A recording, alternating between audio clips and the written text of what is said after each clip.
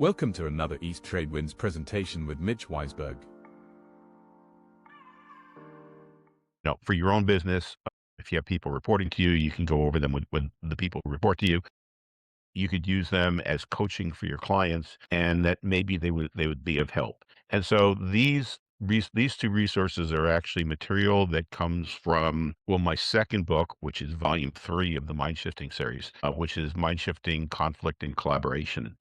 And that book is all about how do you deal with situations where you either know in advance this is going to be a conflict, or you get in the middle of it and you start conflicting with somebody. And, our natural instincts are to kind of roll over the other person. That never works in the long term. So how do you get yourself out of that mode, um, into a mode so that you can move forward one way or another, either with them or without them, but without. These are a couple of resources that are based on the material of the book. So this is the resource, but so you can download it. So I have a series of toolkits for different types of situations that could result in conflicts.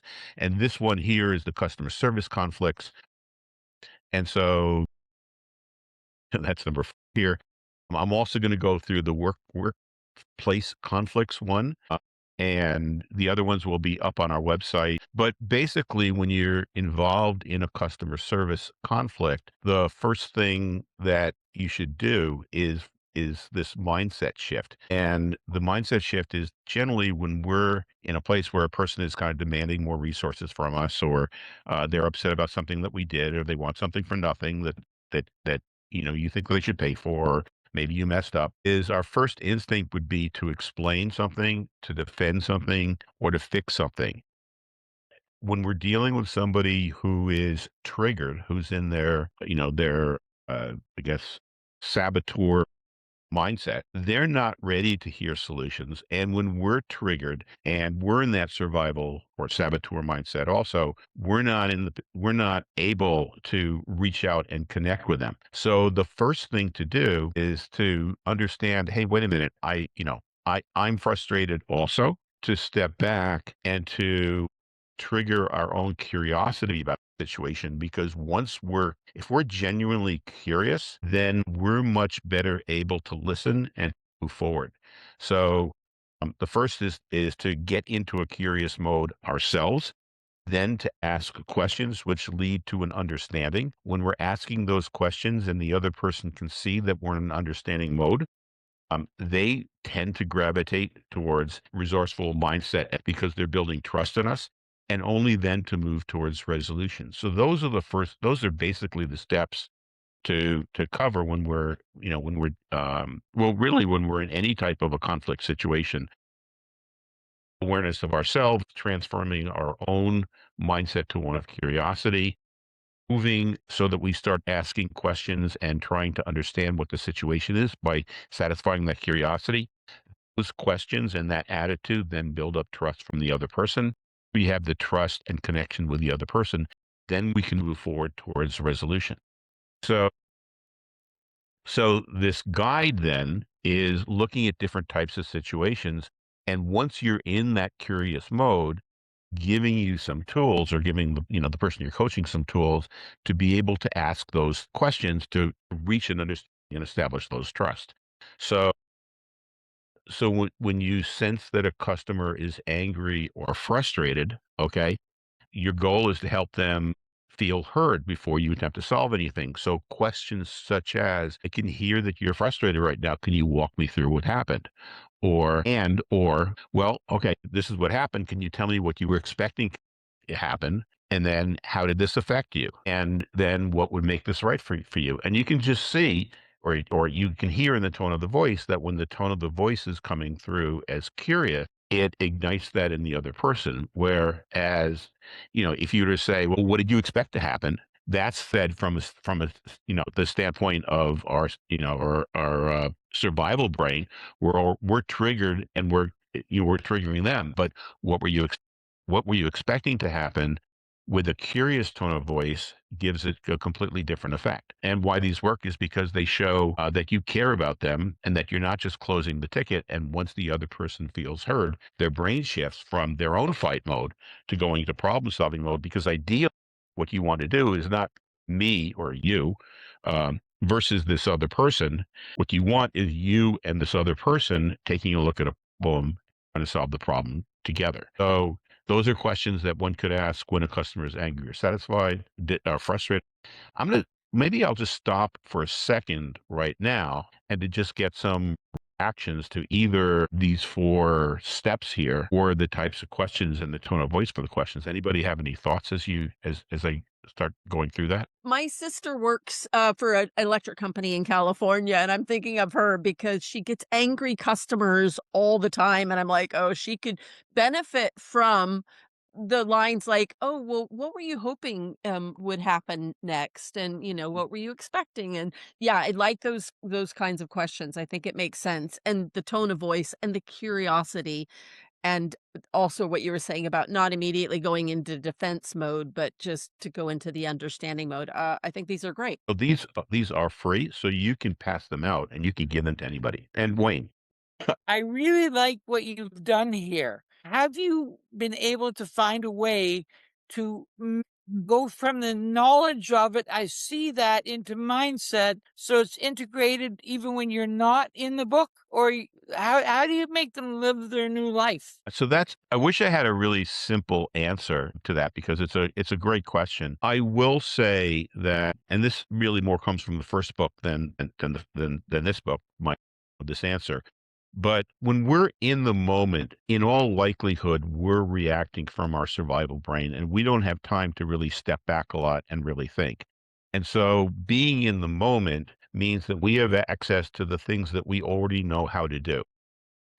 Given that, we can add to those things that we're fluent in. So if we know that we're going to be in a situation with a person, to think through that situation and come up with some things and the attitude we want in advance and kind of simulate it and practice that puts those actions and those skills into what we might call our muscle memory or into our limbic system so that we have access to them quickly. It's thinking about the situation in advance, thinking about what the issues might be, coming up with possible things that we can do and or say and what our attitude should be, and then practicing those so that they become second nature. Oh, Mitchell, I love this work.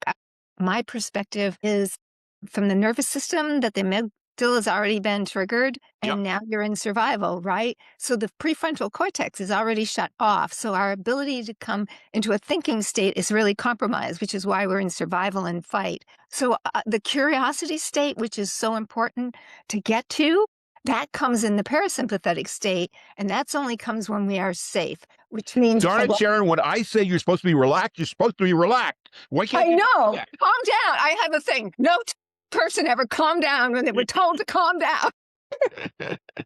Right. No, perfect. Exactly. Go ahead. Sorry. I couldn't resist. No, that's all I wanted to input. So thank you. Okay. I love your work. Thank you. And so just in all seriousness, and of course, you're 100% right. When we're in the moment, we're in our limbic brain, we're in our survival brain. Our emotions are flared up. And part of what one has to learn how to do is to recognize when we're in that and to understand that once those stress hormones are flooding our brain, it takes minimum 60 to 90 seconds to flush them out of the brain. And so to be able to say, well, wait a minute, something, I'm getting riled up right now. If you can, let me take a time out. Let me talk about something that doesn't get me riled up so that I can, or maybe start asking myself some questions like what would make this fun, or what do I really want to get out of this? And questions like that will naturally start activating the prefrontal cortex. But it's not those are possibilities, but there's no one thing that's going to work all the time, as you know. But thank you, Naomi. Many, many years ago, I used to work in customer service. That was kind of my first real job. It was in Ireland, and I worked with Danish, Swedish, British customers and everything. And we got all the angry customers. And boy, I wish I knew, I known this, because the company wasn't prepared to have any Right. kind of any kind of training to solve this problem. So we did our best, obviously, and that wasn't always the best, and sometimes you got upset, and it took you so much time, again, just to reset your nervous system after a very nasty call, because it's not easy to take those calls, and it's not against you, and you know that, but it's hard not to take it personally, of course. Yeah. So thank you for that. No, thank you. And when people are having those reactions on you, it takes a toll. I would say, your point that we have to do something for ourselves to get ourselves back in a feeling of equanimity, calm, and feeling good about ourselves after that is so important. I did want to scroll because there's other types of situations and questions. So I don't think I'm going to go through every one of them, but I wanted you to see that there's other things here. But Kenneth, go ahead. I love what you're doing here. I teach a management class for service managers, and one of the things that they always have to deal with is unhappy customers. And there's a couple of things that I teach them to ask. Is, first of all, it's when the customer's venting, say, and what else? Well, perfect. I love that. Yeah. And you just keep saying that till there's nothing left. So you've gotten all the pressure out of that pressure cooker. And then the other one is I love this one, is what can I do to make things right for you? Right. Yes, Because I then like you that. know what they want. And you can also, at that point in time, typically decide if they're going to be a reasonable customer or an unreasonable customer. So, I have a question about that because my first thought about hearing that is that if you ask that question too early, then what the person wants is probably something that can't be done, and they may be insistent on it. And so, if you could ask some other questions first, like and what else, and let them calm down, then maybe that would be the time to ask the question. Or do you think asking the question really early in the conversation that there's different ways of handling it? I would say maybe a little bit later in the conversation after they've gotten their steam out. But it starts to give you a picture of where their mindset is, especially when you're dealing in like physical repair work, where I need to send a technician back out to fix a piece of equipment. Even if the customer tells me they want a brand new machine, which is an unreasonable request, I will tell them that this is what I can do for you today. Let's see if we can get your machine back up and running, because it'll take some time to make a decision on whether if we're going to replace the equipment or not. And then if you can fix the equipment, usually then you can ask, you'll find out that now they're reasonable and they're okay with where they are. The ones that keep saying they want a new piece of equipment, if you want a new piece of equipment, they make it very clear they're unreasonable, and then you have to figure out a plan to deal with that. And I'll tell you, as a person who's been on the receiving end of customer service, the question I really love is when they say, is it plugged in? Is it on? It's like, yes, it's plugged in and it's on. That to me is like, I hate that. And you get it every single time. But yeah, well, thank you, Ken. And Adam, I think you were next. Thank you. Yeah, I worked in really top-end restaurants in London for 10 years and ended up training the people how to deal with this sort of behavior. But what our approach was from the receiver of complaints or unhappy customers was always to frame it in our own minds that this is feedback. And it's really important to take on board that complaints are feedback. It might not be great feedback. It might not be pleasant feedback to receive, but it's valuable feedback, because for everybody who complains in a service-based industry, there are probably 5 to 10 more who just vote with their feet and never come back. They stay silent, they leave. And so when people complain, it's really valuable feedback. And if somebody can keep that in mind, that also gets them much more in that curious frame of mind, which allows them to connect with the other person. That's brilliant. Great. Thank you. And Tony. Yeah, thank you, Mitchell. Yeah, this is very relevant. Just something happened last week where the company I have that delivers vegetables on a regular basis, we normally will cancel. They have auto shipping, which I never understood. But they said, just make sure that you cancel it before the date. Well, we got busy. We didn't cancel it. And they sent everything that we didn't like. And so it says like, we've never ordered black radishes. We've never ordered, various products. So we just talked to them, and it's like they didn't listen at all. It's like, well, we have your credit card on file, and that's just the way it is. It's auto shipping is what we do. I understand, but the model doesn't work for me. So I forgot. So anyway, they gave me a little bit of a credit because most of the stuff I had to give to neighbors and friends and stuff. But then it got to the point where I left the baskets at the door when it was time, and the driver was supposed to drop off one basket and then take the empties. Well, he didn't take the empties, and the company blamed me. Of course. The fact Right. that they didn't. So they weren't listening. So finally I said, okay, I'm just going to cancel the account. And I couldn't talk to anybody, so I had to do the AI bot. And so I said, I just want to cancel. And they said, we'll be with you within 24 hours. That was Thursday. So, when Wow. promises are made and then I'm just waiting here, it's like you said, if you feel you're not being heard and nobody cares, it's like, I don't know why I deal with these people. But yeah, these are good points, Mitchell. And to get the perspective on the person on the other end is really important. So thank you. Thank you, Tony. Yeah. And Joseph. Yeah, great presentation, Mitchell, and so many relevant questions and points there. And just one I wanted to touch on, even when it feels personal, even when they're really fired up, it's rarely personal. It's just they're coming from where they're coming from. Yeah. And our tonality makes such a big difference. It took a lot of practice, but I had to learn to keep my tone softer. And then so often it's made a difference when I've just slowed the rhythm down. Because they're often so fired up and they're speaking so fast and it's just pouring out of them. But when we slow it down a little, slow the pace down gradually, it takes a lot of the steam out, even separate from the questions we ask and how we ask them. Those are two great points. And the slowing down of your voice it's just fascinating to me because, we all have these mirror neurons. All mammals have them, but people have more than other animals. And we have this drive to copy and mimic the other person. So these mirror neurons, when you're speaking in a slow, steady voice, the other person has this urge to mimic it and do the same thing. And then that calms down their parasympathetic system, and they start matching you, and you have the connection, and you can get back into that mode where it's you and them trying to solve a problem. And I see that, Percy, you have a question too. So one thing that I'm going to do is I just want to take a second here and put the other URL into the chat so that you have it. Oh, and I see Sharon, you mentioned the mirror neurons also. And yes, and the vagus nervous system also. That's good co-regulation. So just the second one was, and I don't think I'm going to actually go through that, but I think that, you'll see it's very similar to the first one. The first one was customer service. The second one that I was going to show was the workplace conflicts.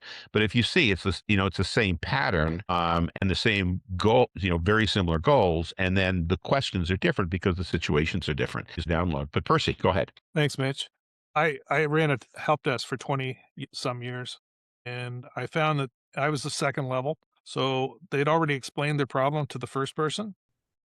And so I would get the call to say, hey, I can't fix this. Can you take a look at it? And so when I call back the user, it was like, I already told the other guy. I get that, but he used his voice to tell me what was wrong. I need to hear it from you so we can actually identify the problem. Right. So that kind of calmed them down. And the other thing I would do is if I had to do an on-site, I would look around and see what else needed to be fixed. Is there anything else? That keyboard looks terrible. We're going to replace that. I can't believe you're using this mouse. It hardly works. We're going to send someone up to you. And by doing that, you developed a little bit of credence for the next call because they're going to come. Right. Yep. And, a lot of times it's, I understand the problem. How would you like me to help you? That's a great question. Because I can't get where you want to go, but I need to have enough information so we can move where we can. And then, and along those lines, you mentioned finding other things that you could fix for them. So you're kind of going beyond and you're forging this relation, and something not exactly the same, but somewhat related is to be able to talk to them about things that are interesting to both of you. So if you look around, if it's person to person and you know that all these pictures of cars, to be able to ask them, oh, wow, I see you have a lot of pictures of cars, getting them to think about something else and talk about something else, that kind of distraction also flushes those stress hormones out, establishes a connection so that you can go back to discuss the problem, which is another. Absolutely. Absolutely. And if you can, I'm looking, yeah. Do you can remember a few details like that, like how many kids they've got, what kind of age they are. You can start that conversation while you're trying to fix the problem. Lowers the temperature. Yes.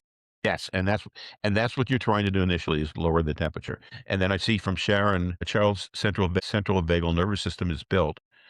We're not with one by caregivers' nervous system. It's called co-regulation. And that co-regulation part is like so important because very often, even with adults, they're not necessarily capable of calming themselves down, but doing things like Joseph brought up, slowing down our voice, talking to them in a curious way, we're kind of co-regulating with them and helping them calm themselves down. If you grew up in an environment where you did have caregivers who could do that for you, then you're so much ahead of the game. So if you have questions on any of these, feel free to reach out. We thank you for watching. We meet every Tuesday between 8 and 9 a.m. Eastern. There is no cost and an option to become a speaker too. Find East Trade Winds on LinkedIn.